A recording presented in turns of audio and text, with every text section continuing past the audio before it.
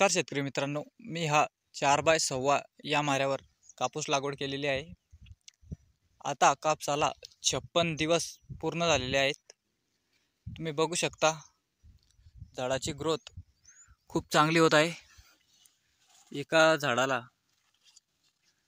3-4 फुलं लागलेली आहेत आणि फळ फांद्या मोजू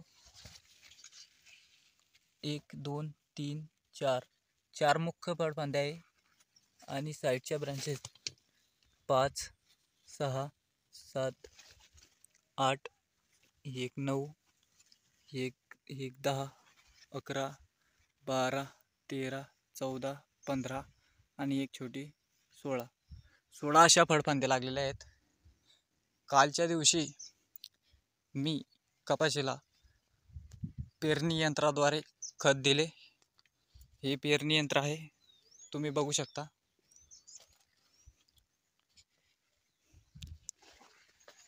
पेरणी यंत्राने दिल्यामुळे काय होतं की जास्त पाऊस पडला का पाणीच नाही पडला तरी आपलं खत हे वाहून जात नाही, एक तर मग त्याच्यातले नत्र उडून जात नाही म्हणून हे पेरणी यंत्र आहे, बघू शकता असं आहे।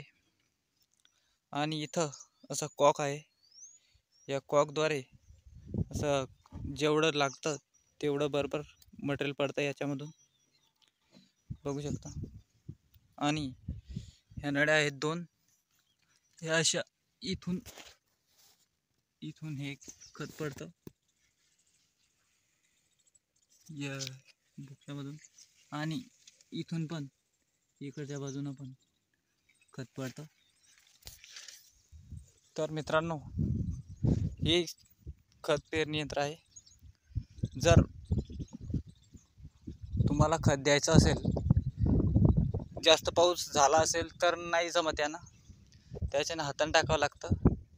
आणि जेव्हा पाणी पडत नाही, बकाडी असते म्हणजे सगळं कोरडं असतं, तेव्हा जर मग कपाशीला खताची गरज असेल तर आपण तेव्हा खत द्यायला ही पेरणी यंत्राद्वारे देऊ शकता।